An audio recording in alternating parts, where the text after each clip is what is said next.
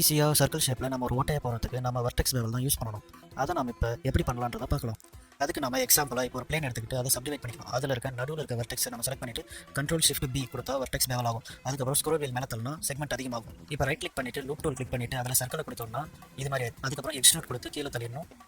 ஆனால் இந்த டெக்னிக் வந்து சப்டிவைட் பண்ண போகிற மெஷ்ஷில் யூஸ் பண்ண முடியாது. ஏன்னா இந்த டெக்னிக் வந்து நம்மளால் வெர்டெக்ஸோட எட்ஜஸை நம்மளால் ஈஸியாக கண்ட்ரோல் பண்ண முடியாது.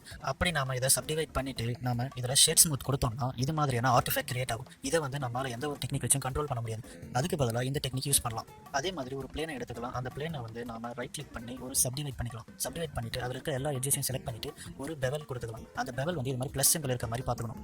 அதுக்கடுத்து அதில் இருக்க நடுவில் இருக்க அந்த வெர்டெக்ஸை செலக்ட் பண்ணிட்டு நாம Ctrl+Shift+B கொடுத்தோம்னா வெர்டெக்ஸ் பெவல் ஆகும். அது நம்ம ஸ்க்ரோல் வீல் பண்ணுறப்ப இது மாதிரி செக்மெண்ட் அதிகமாகும். இப்போ ரைட் கிளிக் பண்ணிட்டு லூப் டூல்ல சர்க்கிள். இப்போ நம்ம என்ன பண்ணலாம், அதில் இருக்க அந்த நடுவில் இருக்க சர்க்கிள் இருக்க எல்லா ஃபேஸஸையும் செலக்ட் பண்ணிட்டு நாம அதுக்கப்புறமா இன்செர்ட் கொடுக்குறப்ப இது மாதிரியான ஒரு ஷேப் உருவாகும். இதில் அந்த லாஸ்ட்ல இருக்க வெர்டெக்ஸ் அதுக்கப்புறம் மேலே இருக்க கார்னர்ல இருக்கிறதோட நம்ம ஜாயின் பண்ணிக்கலாம். அதே மாதிரி இதில் இருக்க 4 கார்னர்ஸையும் நம்ம இது மாதிரி ஜாயின் பண்ணிக்கலாம். இதை ஏன் பண்ணுறோம்னா நம்ம அதோட டைட்னஸை கிரியேட் பண்ணுறதுக்காக. இப்போ நம்ம லூப் கிரியேட் பண்ணாலும் இது ஈஸியாக கிரியேட் ஆகும். இப்போ நடுவில் இருக்க அந்த ஃபேஸஸை செலக்ட் பண்ணிட்டு நாம எக்ஸ்ட்ரூட் உள்ள தள்ளிடலாம். இப்போ அதை சுற்றி இருக்கிற எல்லா எட்ஜஸையும் செலக்ட் பண்ணிட்டு நாம இங்கே மீன் க்ரீஸ் கொடுக்கணும். இதை ஏன் நம்ம கொடுக்குறோம்னா நாம இப்போ சப்டிவைட் பண்ணுறப்ப அந்த எட்ஜஸ் வந்து ஷார்ப்பாகவே இருக்கும். இப்போ பாருங்க நமக்கு ஒரு பர்ஃபெக்டான சர்க்கிள் கிரியேட் ஆயிடுச்சு. இது மாதிரி தான் ஒரு பர்ஃபெக்டான சர்க்கிளை வந்து எந்த ஒரு ஷேப்லையும் கிரியேட் பண்ணிக்க முடியும். இந்த வீடியோ உங்களுக்கு பிடிச்சிருக்குன்னு நினைக்கிறேன். தேங்க்ஸ் ஃபார் வாட்சிங். பாய்.